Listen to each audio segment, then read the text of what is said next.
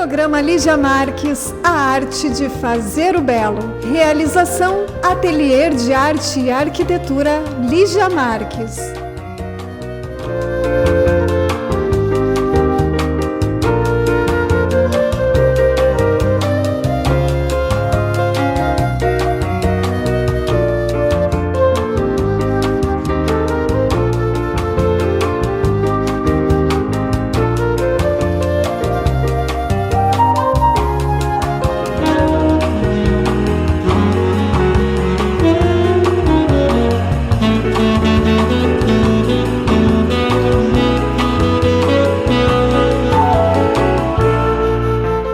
Olá! Nós vamos reprisar alguns programas exibidos nos últimos anos, agora no verão de 2022, para você se divertir, se inspirar, refletir, abrir o canal da criatividade, se planejar para o ano que inicia. Então, em janeiro, a gente ainda faz algumas exibições inéditas e em fevereiro, algumas reprises que eu escolhi para a gente passar as férias juntos. Muito obrigado pela sua companhia e a gente continua se vendo nesse ano de 2022, que o programa Lígia Marques, a arte de fazer o belo, completa o seu 3º ano de existência. Um grande abraço e eu espero você.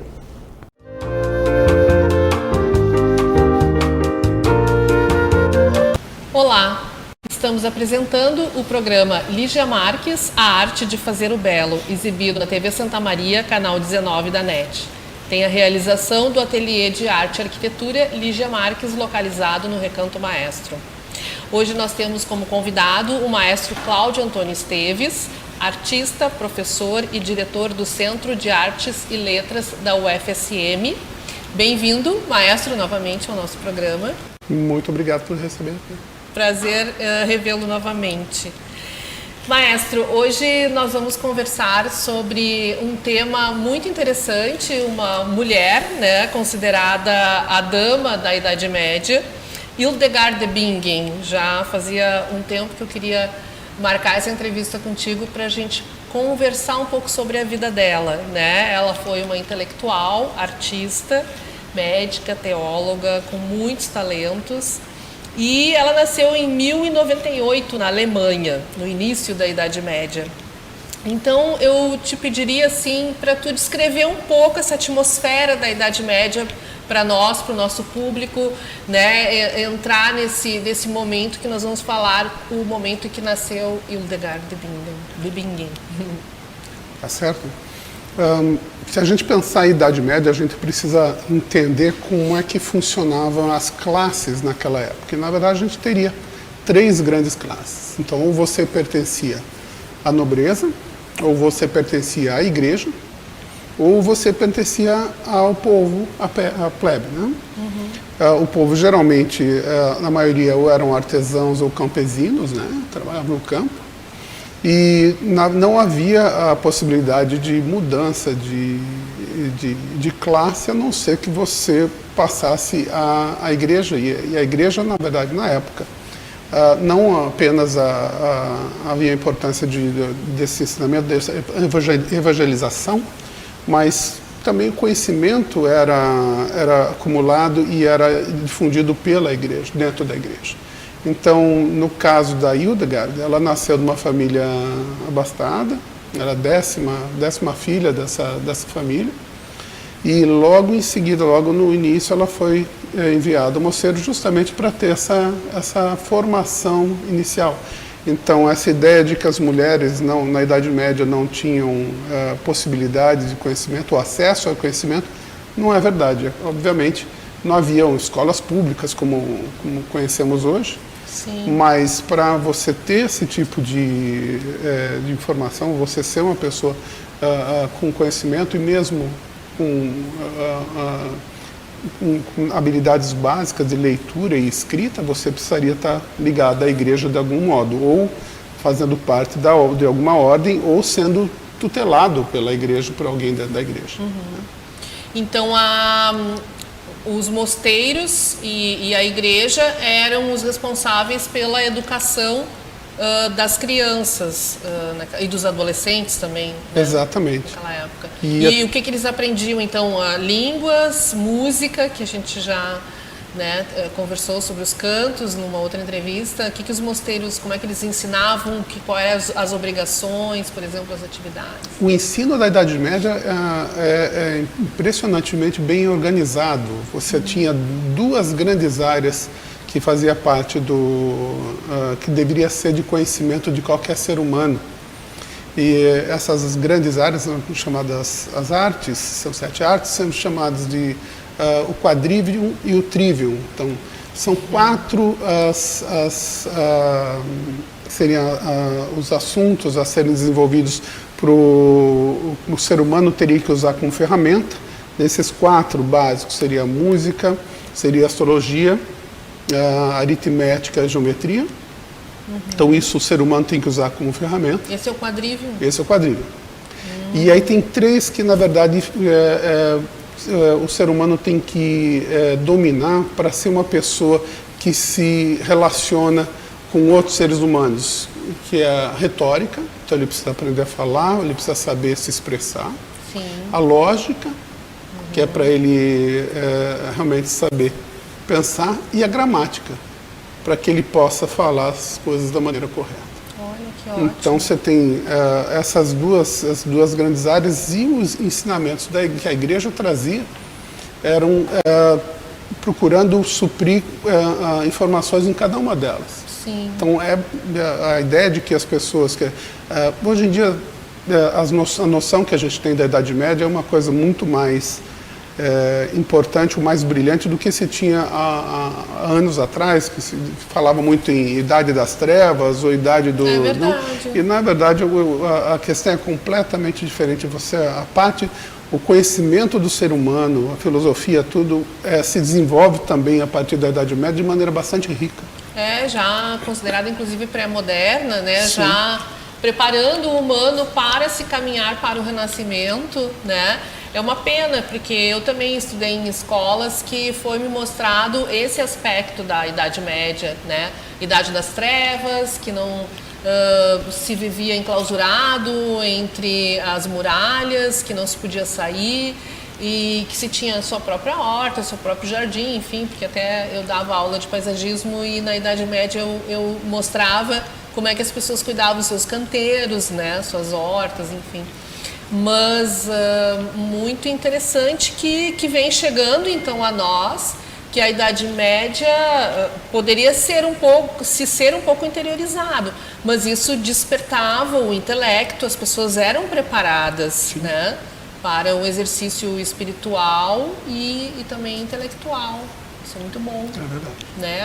Houve digamos, uma responsabilidade destes maiores, né? E todos podiam ir assistir essas aulas. Por exemplo, o Hildegard era de uma família abastada, mas, né, como tinham as diferentes classes...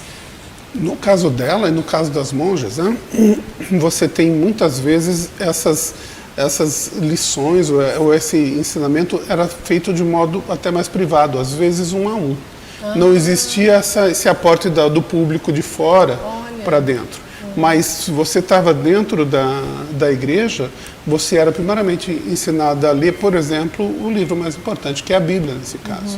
Então você, por familiaridade e por treino, você era instada a não só ler, também aprender a copiar esses textos. Então você aprendia a ler e escrever de uma maneira prática que estaria ligada à vida desse grupo, né, do mosteiro em si. Sim, e além dessas, porque nós vamos chegar na Hildegard, né? Mas além disso também eles tinham atividades em relação à culinária, à jardinagem, à costura, a roupas, digamos assim. Então, o mosteiro, na verdade, ele fazia tudo. Fazia tudo. Ele tem que ser autossuficiente nessa época. Exatamente. Né? Nós não temos a facilidade, não havia a facilidade que temos hoje, de você conseguir bens de alguma outra maneira. Então, toda a produção é feita pelas pessoas dentro. Então, os monges trabalhavam também para isso. Então, alguns monges cuidavam de animais, alguns monges plantavam, outros monges faziam móveis, alguns outros monges costuravam. Então, essa divisão de trabalho era bastante clara. Eles eram autossustentáveis. Tem que ser autossuficiente, porque senão realmente... E a burguesia também ajudava com alguns valores, assim? Isso, havia um aporte também financeiro, né, necessário às vezes para a vida através da igreja. Através da igreja se recebia alguma coisa, mas tem que lembrar, o principal trabalho era feito pelos próprios monges. Que bom, porque isso enobrece o humano, né? Já dava esse valor também do fazer, né, do trabalho. E você saberia dizer assim, então a infância ela foi deixada pelos pais, né, no mosteiro, e passou a adolescência lá também, até chegar a uma determinada formação. Como é que a Hildegard então começa da adolescência para a fase adulta a mostrar seus talentos? Na verdade, pelos relatos que se tem, até mesmo o relato dela escrevendo sua vida, ela diz que aos 8 anos foi levada para ser instruída. Então, a família nobre, ela veio de família nobre, ela é 10ª, então, de um grupo de filhos desse casal. Ela vai ser levada justamente porque essa família entende a importância dela ser instruída, de não ser uma pessoa sem conhecimento. Então, ela já começa com uma sorte, quando essa família investe no conhecimento dela. Então, onde é que se tem conhecimento? Ela é levada a um convento, na verdade. Era um mosteiro, na verdade, que era um mosteiro que tinha homens, era misto, mas o misto não quer dizer no mesmo, apesar deles estarem no mesmo prédio, tinha locais diferentes, obviamente, né? Então, ela é levada, na verdade, para ser instruída pela abadesa, essa abadesa a recolhe. E, na verdade, ao longo dessa... Então, na verdade, se você pensar, ela teve infância, mas não teve adolescência nesse sentido. Não em comparação com o que havia as pessoas fora do mosteiro. Então, ela já entra por uma certa vida monástica, porque ela tem agora que participar de todas as atividades dentro daquela comunidade, né? Naquela comunidade, são 7 horas que você precisa cuidar ao longo do dia, e tem atos específicos, tem ações específicas e atividades específicas para cada uma delas. Então, se pensar nisso, ela não teve uma adolescência. Entendi. E ela descobre, ao longo dessa fase de adolescência dela, uma vocação, e aí, obviamente, ela quer continuar, e ela faz toda a preparação para receber os votos e se tornar também uma das monjas. Certo. Nós vamos para um rápido intervalo e voltamos logo, continuando a falar sobre Hildegard de Bingen com o maestro Cláudio. Esperamos vocês.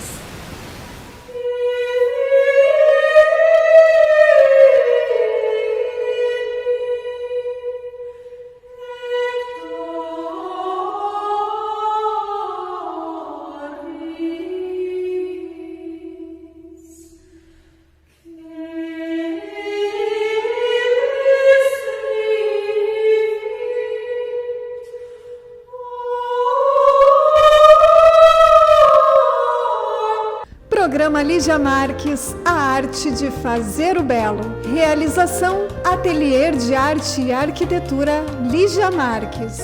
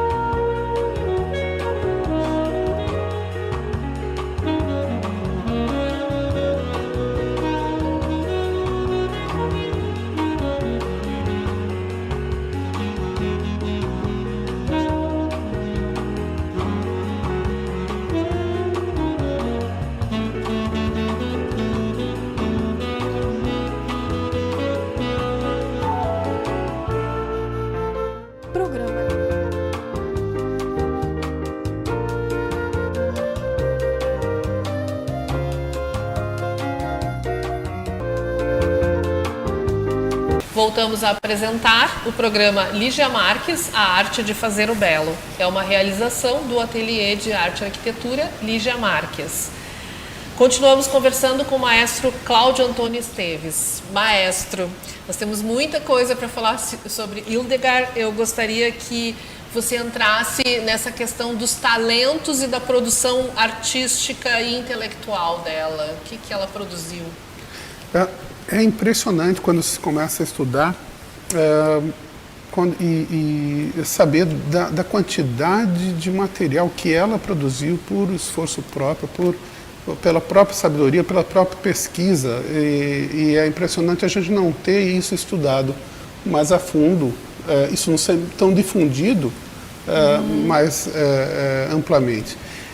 Ela, na verdade, ela tem diversos títulos. Começa com, primeiro, teóloga, porque ela, a partir dos seus escritos, ela influencia papas, ela influencia bispos, ela influencia religiosos na época que não só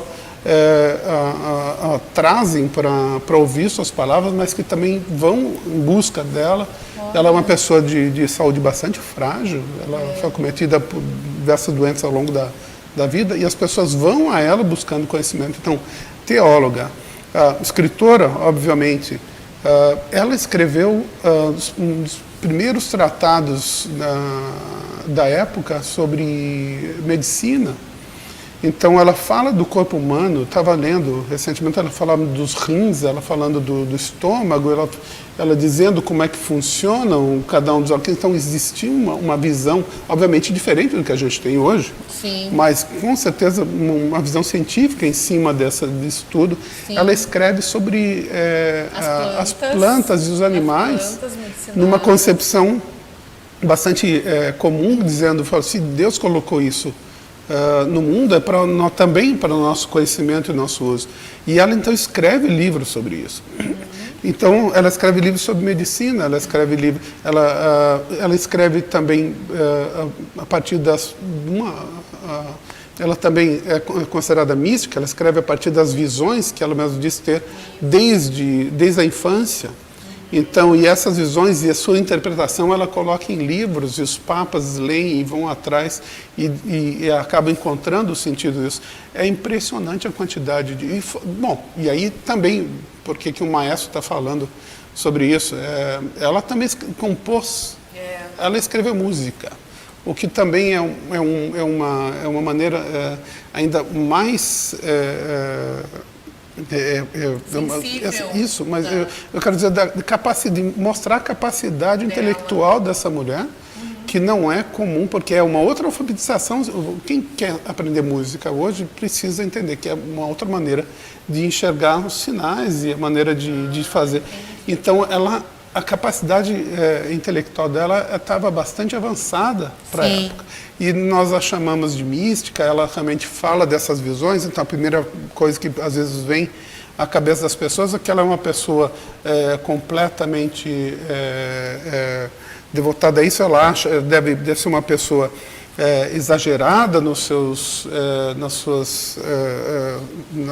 na maneira que orienta as pessoas, ou até mesmo alguém que é devoto demais, beata demais, e não. Há diversas cartas dela dizendo para as pessoas, olha, toma cuidado com a penitência que você precisa fazer em relação a isso. Você não precisa chegar a extremos. Então, ela é uma pessoa que, apesar de mística, de todo esse fervor religioso que ela demonstra um equilíbrio intelectual e a maneira de enxergar o mundo muito próximo do que a gente tem hoje. Sim. É impressionante. Digamos que ela era exata, ela tinha uma exatidão para a época, no dar o conselho, no ter a visão para conduzir a pessoa. E ela enxergar, então, ela não só... Por que ela escrevia tudo isso? Eu falei, mas ela escrevia isso de uma maneira revisitando os religiosos? Não, ela tinha, pela leitura dela da biblioteca que ela tinha acesso, por causa do trabalho dela, ela se tornou a abadesa. Ela era a monja que mandava em todo o convento. E para isso ela também tinha como cuidado, ela entendia que ela precisava cuidar da vida de cada uma das monjas. Ela precisava entender como é que o corpo humano funciona para poder fazer diagnóstico, para poder não só fazer diagnóstico, mas também poder receitar. Então, para aqueles males que ela achava que o problema era espiritual, ela tinha alguma orientação. Mas para muitas coisas a questão não era espiritual, mas a questão às vezes era de nutrição, às vezes era num remédio. Então, o livro dela que fala sobre as ervas e as plantas, hoje em dia há pesquisas mostrando que ela estava muito mais certa do que errada. Então, não era uma coisa que ela, bom, essa planta eu vou dar para aquilo, mas também ela coligiu, ela colecionou todo esse conhecimento da época sobre o que era adequado. Então, ela aprendeu com o que vinha do passado e ela escreveu mais parte daquilo para o futuro, quer dizendo, olha, use isso para tal enfermidade. E você pode, é impressionante o livro, ela aborda todo e qualquer problema, seja masculino, seja feminino, e assim, com a naturalidade de quem está escrevendo um livro sobre medicina.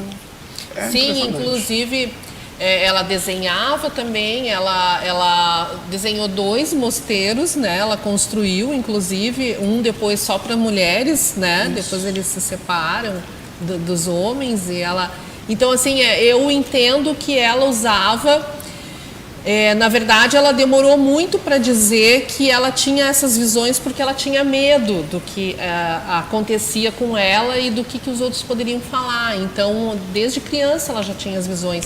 Quando ela recebe a educação e tem a formação intelectual, para mim, isso é uma visão minha, ela começa a colocar as suas inspirações através das suas intuições, né, que poderiam ser as visões. Ela coloca em prática essas inspirações e cria, né, muito bonito isso, assim, de tu saber aproveitar isso que vem de ti e contribuir na história, né? Não, com certeza. E saber separar, isso aqui é religioso, isso aqui é parte do nosso dia a dia. Então ela cuidava de plantas, ela cuidava e tratava as doenças, as enfermidades do corpo de acordo com o que ela tinha na mão. Isso. Não, é impressionante ver essa clareza de trabalho. E ela, até o final da vida, ela por causa da sua fama e pelo aporte de pessoas que vão lá querendo seguir a ordem por causa dela, ela realmente teve que construir um outro convento próximo para poder abrigar essas pessoas. Começaram a vir mais pessoas querendo aprender com ela. O exemplo mostra, e ela, né, e você tem papas se aconselhando com ela, bispos se aconselhando com ela. Então, e ela sempre a cada um oferecendo de acordo, né? E de uma clareza de exposição e de inteligência que impressiona. Que bom que ela soube aproveitar, né, esse dom, né? Isso. Ela fez peças, inclusive, de teatro, né? E escrevia poesias. E ela era fora da caixa, como a gente diz hoje, né? Superdotado, alguns dizem, né? Mas ela tinha uma essência. O que mais te impressiona na história de Hildegard de Bingen? Para mim, obviamente, como alguém que trabalha com música, me impressiona ver que, além de tudo isso, além de ter essa capacidade musical, então, pelos relatos, ela ditava essas músicas eram escritas. Hoje em dia, mais do que quando eu me formei, já foi no século passado, a gente tem acesso a essas músicas sendo realizadas hoje por diversos artistas internacionais. Então você pode ouvir essas peças. As músicas que ela compôs. As músicas que ela compunha, com o texto, com toda a inflexão da época. Então existe uma leitura desse passado musical tentando retomar como seria essa música feita na época que a gente pode encontrar hoje. Né? De acordo com os tratados de época, se faz a música de acordo. E é impressionante ver a qualidade de cada um deles. A gente falou daquela outra vez que estive aqui, a gente falou do canto gregoriano, o tipo de música que ela compõe está dentro daquelas características, porque é realmente a música da igreja da época. Sim. Então existe aquelas características ainda se aplicam a esse tipo de composição que ela faz. Mas é impressionante a qualidade desse fazer musical. O canto gregoriano surgiu mais ou menos nesse período também. Já vem como uma tradição antiga, desde o canto judeu, do canto do Oriente, e é canalizado para a era cristã a partir disso. Sim. E você vê, então, a mulher ela não foi a única mulher a ter essa proeminência, essa clareza, essa inteligência. Diversas outras da Idade Média também se destacaram. E se destacaram porque, na verdade, pensar, elas eram ou artesãs de uma capacidade muito grande, ou eram da nobreza, então tinham acesso também à informação, ou eram também, como ela, monjas e estavam conventos que davam essa possibilidade. Então, ela sempre se tratava como uma pessoa inferior aos olhos de Deus, mas também se entendia no papel de ser um instrumento dele pela sua palavra, pelos atos. Então ela está sempre disponível, sempre disposta a fazer o bem. Isso é que eu acho muito bonito nela, porque ela era humilde e ela sabia receber informação e traduzir, né? Ela aceitava e tentava passar aquilo de um modo, ou pela música, ou por um ensinamento, ou por um conselho. Exato, e ela nunca se colocou acima de qualquer um nesse sentido. Não. Então, o que mais impressiona aí, ela não tem nenhuma pendor a se difundir, assim, se mostrar superior, mas pela sua capacidade intelectual, as pessoas já davam o devido valor. Que bacana. Maestro, nós precisamos encerrar o programa, infelizmente. Eu ouvi também algumas músicas, a gente encontra no YouTube, né, músicas dela e um filme também, se vocês quiserem ver.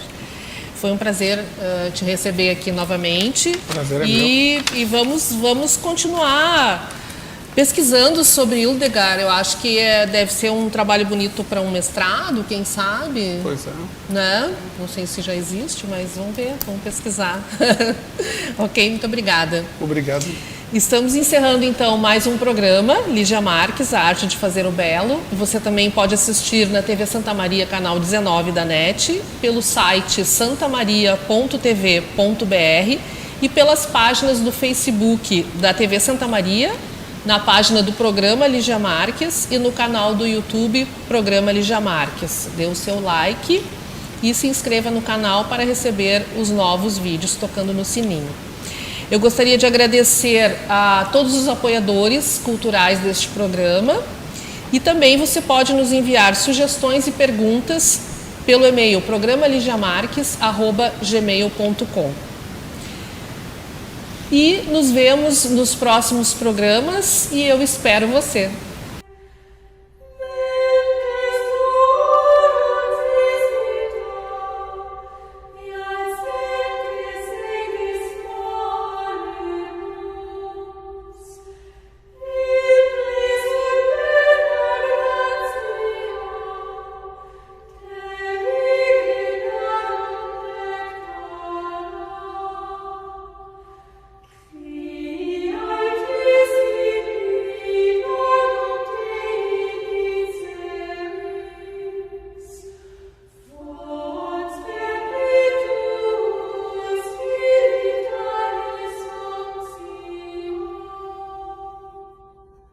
Programa Lígia Marques, A Arte de Fazer o Belo. Realização, Ateliê de Arte e Arquitetura Lígia Marques.